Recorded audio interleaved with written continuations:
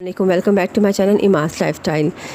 Thank you friends, आप लोग मेरी वीडियोस को पसंद कर रहे हैं। मैंने जब डाइट के ऊपर बात करना शुरू की तो किसी ने कमेंट्स में मुझसे पूछा कि मिडिल एज के ऊपर आप डाइट प्लान बता दें। मिडिल एज के ऊपर डाइट प्लान मैंने अपनी वीडियो में जो है वो अपने चैनल पे अपलोड कर दी हुई है। इसी में आप लोगों ने मुझसे पूछा 50+ के लिए और 9 to 10 ईयर्स के बच्चों के लिए डाइट प्लान बता दें। 9 to 10 ईयर्स के बच्चों के लिए जो है ना वो डिटेल इंशाल्लाह मैं आपको वीडियो जो है वो इसके ऊपर बनाऊंगी। ख़ास तौर पे इसमें मैं देखूंगी कि मैं इस वीडियो में अलग कर दूं, बच्चों के ऊपर भी बात करूंगी और जो ख़ास तौर पे बच्चियों के लिए कि उनकी एक नया एक रूटीन स्टार्ट होनी होती है, उन्हें कौन से विटामिन्स खाने चाहिए और उनकी डाइट कैसी होनी चाहिए, इसके ऊपर भी मैं एक अलग से वीडियो बना दूँगी। अब हम बात करें 50+ के ऊपर। अच्छा, मैंने मिडिल एज की डाइट के ऊपर जब बात की थी तो मैंने बताया था कि अगर आपकी यहाँ से रूटीन बेहतर हो जाए तो आप 50s में पहुँचते पहुँचते ख़ुद ब खुद आपकी बॉडी ट्रांसफॉर्म हो चुकी होती है। लेकिन अगर आप उन लोगों में शामिल हैं कि जो आप 50 में आ चुके हुए हैं, अब एक मेजॉरिटी ऐसे लोग हैं जो 50 में आ चुके हुए हैं और वही चाहते हैं कि अब हमें अपने आप का ख्याल रखना है। हम बीमार हो रहे हैं या बीमार हो चुके हैं, हमने अपने आप को इन सारी चीज़ों से निकालना है। तो इंशाल्लाह वीडियो के एंड पे मैं कुछ आपको इसके बारे में यूज़फुल टिप्स बताऊंगी कि आप किस तरह जल्द अपनी चीज़ों को बेहतर कर सकते हैं। अगर आपको मेरी वीडियोस बेहतर लगती हैं तो इसको ज़रूर शेयर करें, बहुत सारे लोगों को इससे फ़ायदा हो सकता है। चैनल पे नए तो सब्सक्राइब करें। अच्छा जी, अब हम 50 में आ गए। अब 50 में आने के बाद हमें ये ख्याल आया कि हमें अपनी चीज़ों को बेहतर करना है, या हम बहुत बीमार रह रहे हैं तब हमें बिस्तर के ऊपर नहीं जाना और अपनी हेल्थ को बेहतर रखते हुए अपनी ज़िंदगी को एंजॉय करना। तो हमें क्या करना चाहिए? 50 में आई ख़वातीन तो उनका मेनोपॉज स्टार्ट हुआ, उनका साइकिल जब ख़त्म हुआ तो उनकी बॉडी ने जो चीज़ें लॉस की, उनकी स्ट्रेंथ ख़त्म हुई, उनकी नींद डिस्टर्ब हुई, उनके मूड स्विंग्स हुए, उनकी बॉडी में हीट ज़्यादा हुई, उनकी बॉडी में प्रोटीन और कोलेजन कम हो गया। इसी तरह और मर्द हज़रात हैं, उनके अंदर भी बॉडी में चेंजिंग्स आए तो 50 के बाद उनकी बॉडी में भी इसी तरह की कुछ चीज़ें चेंज आना शुरू हुई कि उनकी अच्छा कॉमनली मर्द हैं या ख़वातीन हैं, उनकी जॉइंट पेन ज़्यादा बढ़ जाती है, उनकी जॉइंट्स में स्वेलिंग हो जाती है।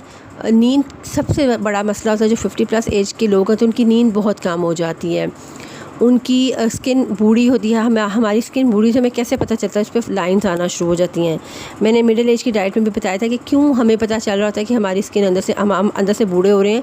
ये जो फाइन लाइंस हैं ना, जो चेहरे से शुरू होती हैं और फिर बॉडी पे अपेयर होना शुरू हो जाती हैं, ये हमें अंदर से बताती है कि हमारी बॉडी अब ड्राई हो रही है। ड्राई मीन्स हमारी बॉडी कोलेजन लॉस कर चुकी है या कर रही है बड़ी तेज़ी से। अब इन सारी चीज़ों को बेहतर करने के लिए आप क्या कर सकते हैं? अब हम बहुत डिटेल वर्क नहीं कर सकते बॉडी के साथ, क्योंकि बॉडी के अंदर वो एंजाइम ही नहीं है। सबसे पहली चीज़ इसके ऊपर हम काम करेंगे। अब हम अपनी बॉडी को न्यूट्रिएंट डेफिशिएंट कर चुके हुए हैं। हम ये उन लोगों की बात करें कि जिनकी हेल्थ इम्प्रूव नहीं है, अब वो 50s में आ चुके हैं। उन सबसे मेन पॉइंट उनकी जॉइंट्स हैं, जो उनको कॉमनली जॉइंट पेन बहुत ज़्यादा होती है, या हार्ट डिजीज़ होती हैं, या वो डायबिटिक होते हैं। आप शुगर लेवल्स हैं वो कंट्रोल में नहीं आ रहे, आपकी बीपी कंट्रोल में नहीं है, कोलेस्ट्रॉल है, यूरिक एसिड है। ये सारी चीज़ों के ना मुख्तलिफ लोगों के पास इसकी मुख्तलिफ शिकायत हैं। अब हमें इन सारे मसाइल के साथ रहते हुए हमें क्या करना चाहिए कि ईज़ी वे के अंदर हम अपनी बॉडी के साथ को न्यूट्रिएंट डेफिशिएंट हुई बॉडी को बेहतरीन तरीके से लेके चल सकें। अगर मैं एकदम आपसे कहूँ कि आप अपनी खुराक को बेहतर कर लें और ये सारी चीज़ें खाना शुरू कर दें तो इससे आपकी बॉडी जो है ना वो बहुत बेहतरीन हो जाएगी। सबसे बड़ा मसला ही एज में आकर ये हुआ कि हमारा स्टमक, हमारा गट बैक्टीरिया इतना वीक है कि अगर मैं एकदम आपको खुराक का बताना शुरू करूँगी तो 50 में उस खुराक को डाइजेस्ट करना, उस फूड से अपनी न्यूट्रिशन लेना मुश्किल हो जाएगा आपके लिए। अब सबसे पहले जो काम हम करेंगे, जो सबसे पहली चीज़ है, जो चीज़ हमने खाई उस चीज़ को डाइजेस्ट कैसे करना है। डाइजेस्ट करने के लिए जब खाना फूड हमारे स्टमक में गया और हमारे गट बैक्टीरिया ने डिसाइड करना कि हमारा गट बैक्टीरिया कैसा है, हमारा स्टमक कैसा है। 50s में आते आते हमारी जो एंजाइम्स है ना, जो खाने को डाइजेस्ट करते हैं, हमारे स्टमक्स में जो वो एंजाइम्स हैं, वो एसिड है जो खाने को डाइजेस्ट कर रहा था, वो एसिड एक्चुअली ख़त्म हो चुका है। वो एसिड कम होने की वजह से जो खाना हम खाते हैं वो जल्दी डाइजेस्ट नहीं होता, जिसकी वजह से एसिडिटी होती है, जिसकी वजह से फूड की न्यूट्रिशन जो है वो हमारे बाकी ऑर्गन्स को ब्लड के ज़रिए नहीं मिल रही, तो हमारी चीज़ें आहिस्ता आहिस्ता ख़राब हो रही हैं। अब हमने सबसे पहले जो काम करना है वो अपने डाइजेशन के ऊपर काम करना है। अगर आपको जॉइंट पेन्स नहीं है, अभी ज़्यादा जॉइंट पेन नहीं है, ये उनके लिए है, मैं पहले ही आपको बताया कि जिन्हें जॉइंट पेन नहीं है वो लोग एप्पल साइडर विनेगर पानी में डाल के, या एप्पल साइडर की गमीज़ भी आती हैं, एप्पल साइडर विनेगर की गमीज़ भी आती हैं। आप खाना खाने से आधा घंटा पहले स्टार्ट कैसे लेंगे, आप सिर्फ हाफ़ टी स्पून, यानी हाफ़ टी स्पून मैं इसको बता रही हूँ कि आप स्टार्ट लेंगे दोपहर को। खाना खाने से आधा घंटा पहले नॉर्मल पानी के अंदर आप एप्पल साइडर विनेगर डालेंगे, और उसको आप नॉर्मल पानी से मुराद यानी कि जो ना बहुत ज़्यादा गर्म है ना बहुत ज़्यादा ठंडा है, जो रूम टेम्परेचर के ऊपर हमारा पानी है, उसके अंदर आप वो हाफ़ टी स्पून सेब का सिरका डालेंगे और उसको पी लेंगे। उसके बाद आप खाना खाएंगे। अब हम आर्टिफिशियल तरीके से एसिड ले रहे हैं ताकि खाना डाइजेस्ट हो सके। खाना जब जल्दी डाइजेस्ट होगा तो वो हमारे खाने को की न्यूट्रिशन जो है वो हमारे फूड को अच्छे तरीके से मिल सकेगी, वो अंदर पड़े सड़ेगा नहीं। अब आपने एप्पल साइडर विनेगर लिया या उसकी सूरत में, या आपने लिया गमीज़ की सूरत में। अब वो लोग जो कहते हैं कि हम एप्पल साइडर विनेगर नहीं ले सकते, तो उन्हें अपने खाने में इसबगोल का छिलका बहुत कम, हाफ़ टी स्पून 2-3 दिनों के बाद, और दही का इस्तेमाल करना चाहिए। उन्हें खाना खाने के बाद दही खानी चाहिए, या उन्हें प्रोबायोटिक्स का इस्तेमाल करना चाहिए। उन्हें प्रोबायोटिक्स लेने पड़ेंगे खाना खाने से नाश्ते से आधा घंटा पहले एक गोली, ताकि उनकी गट बैक्टीरिया की हेल्थ बेहतर हो और उनका खाना अच्छे से डाइजेस्ट हो सके। उन्हें खाना खाने के लिए ऐसे खानों का इंतखाब करना पड़ेगा जो खुश्क ना हो, जैसे शोरबे वाले, यानी जो लिक्विड्स हैं वो उनकी बॉडी में ज़्यादा से ज़्यादा जा सकें। खाने के अंदर उनके पास बहुत भुने हुए खाने ना हो। उन्हें ऐसे खाने का इंतखाब करना पड़ेगा जो जल्दी से डाइजेस्ट हो सकते हों। अब हम उस खाने में क्या चीज़ हो सकती है। अच्छा, ये वीडियो बहुत लंबी थोड़ी सी लंबी हो जाएगी, क्योंकि इतनी डिटेल है कि मैं एक वीडियो में इसको बताना मेरे लिए थोड़ा सा मुश्किल है कि हमें क्या क्या चीज़ें करनी चाहिए। लेकिन क्योंकि अब हम 50s में आ चुके हैं, हम लोगों ने अपनी हेल्थ को बेहतर करना है, तो हमें थोड़े से यूज़फुल हैक्स को इस्तेमाल करना पड़ेगा। हमने सबसे पहले अपने गट बैक्टीरिया और डाइजेस्टिक एंजाइम्स पे काम किया। अच्छा, हमारे डाइजेस्टिक एंजाइम्स भी मिलते हैं विटामिन्स की सूरत में, आप वो भी ले सकते हैं। क्योंकि अब हम ये वेट नहीं करेंगे कि हम घरेलू टिप्स के ज़रिए, होममेड रेमेडीज़ के साथ अपनी चीज़ों को प्रिपेयर करके तो अपनी बॉडी को ठीक कर लें, उससे रिकवरी ले लें। उससे रिकवरी नहीं होगी। आपको डाइजेस्ट करने वाले एंजाइम्स भी मिल जाएंगे विटामिन्स की सूरत में, आप वो भी ले सकते हैं। पहली चीज़, हमने अपने डाइजेशन पे काम किया। दूसरी चीज़, अपने vitamin D3 level plus calcium के साथ बढ़ाएं। जब तक हम अपने विटामिन D3 लेवल अपने बॉडी वेट के हिसाब से नहीं बनाएंगे, मेरे चैनल पे मैंने विटामिन D3 की वीडियो अपलोड की हुई, आप उसको जाकर देख सकते हैं कि आप अपनी एज के मुताबिक कैसे डिसाइड कर सकते हैं कि विटामिन D3 लेवल कैसे होना चाहिए।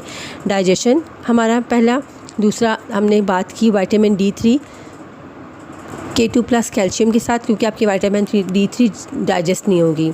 तीसरी चीज़ आपको देखनी पड़ेगी, आपको जिंक का इस्तेमाल करना पड़ेगा।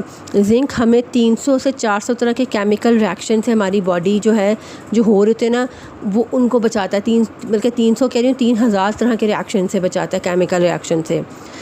और ये क्लॉटिंग होने से भी रोकता है। आपको अल्टरनेट डेज के ऊपर जिंक का इस्तेमाल करना चाहिए।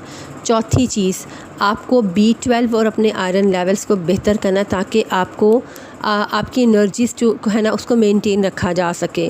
आपको क्योंकि मेनोपॉज हो गए, आप ख़वातीन है तो वो मेनोपॉज में आई तो उन्होंने अपने आयरन को लॉस किया। वह मर्द हैं, उन्होंने भी अपनी आयरन लेवल्स का ख्याल नहीं रखा होता।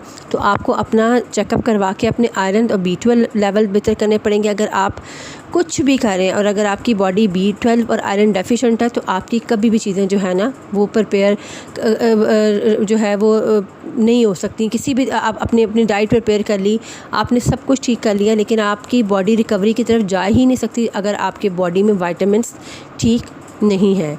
अब आपने B12 और अपने आयरन लेवल्स को देखा, आपने जिंक लिया, आपने vitamin D3 plus K2 calcium लिया और अपने डाइजेस्टिव सिस्टम पे काम किया। उसके बाद जो यूज़फुल चीज़ है वो है आपकी आपकी एक्सरसाइज। वॉक नहीं, आपकी एक्सरसाइज। आप एक्सरसाइज करेंगे तो जो है आपकी बॉडी ये जो है आपकी बॉडी की स्ट्रेंथ बढ़ेगी। वेट एक्सरसाइज, आप किसी की सुपरविज़न में स्ट्रेंथ एक्सरसाइज करें। आप यकीन करें जैसे जैसे आपकी बॉडी में स्ट्रेंथ बढ़ती जाएगी वैसे वैसे आपकी चीज़ें बेहतरी की तरफ जाती जाएंगी। आपकी एक्सरसाइज बेहतर होगी, आपकी बॉडी की स्ट्रेंथ ज़्यादा होगी, आपके जॉइंट्स में स्ट्रेंथ बेहतर होगी, जॉइंट पेन्स जाएंगी। अगर आप 50s में आ गए हैं तो आपको मेरी रिकमेंडेशन है, प्लीज़ अपने लिए कुकिंग ऑयल्स को चेंज करें। ये जितने कनोला ऑयल्स और ये जितने तरह के मार्केट में मिलने वाले घी हैं इनको ख़त्म करें। बटर और जो है वो प्योर घी की तरफ आएँ।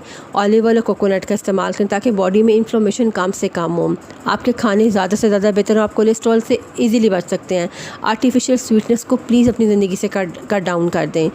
आपकी ज़िंदगी में जो नेचुरल सोर्स हैं जो उसके स्वीट्स के जैसे डेट्स हैं, जैसे फ्रूट्स हैं, इनका इस्तेमाल रखें, वो भी कम। आप ऑल्टरनेट डेज़ के ऊपर अपनी चीज़ों को इस्तेमाल करें तो इंशाल्लाह ताला इससे जो है ना वो आपकी चीज़ें जो है ना वो बेहतर होना शुरू हो जाएंगी। अच्छा, ये इतना वसी टॉपिक है, मैं जिसके ऊपर जितनी चाहूँ बात कर सकती हूँ, लेकिन मैं चाहती हूँ कि आपको थोड़ी सी चीज़ों में चीज़ें समझ आ सकें। आप आहिस्ता आहिस्ता स्टार्ट लें। मेरा ईमेल आईडी नीचे है। अगर आपको इसके बारे में, अपनी मिडिल एज के बारे में या अपनी 50+ के बारे में किसी तरह का भी कोई डाइट प्लान चाहिए हो तो आप मुझसे इसके लिए रब्ता कर सकते हैं। हम कस्टमाइज्ड डाइट प्लान भी बनाते हैं। आप मेरे पास आके क्लिनिक पर भी मुझसे मेरे पास विज़िट कर सकते हैं। आपको किसी तरह की कोई और इन्फॉर्मेशन चाहिए और आप चाहते हो कि मैं इसके बारे में वीडियो बनाऊं तो मुझे इसके बारे में ज़रूर कमेंट्स करें। मिलते हैं इंशाअल्लाह अगली वीडियो में। अल्लाह हाफ़िज़।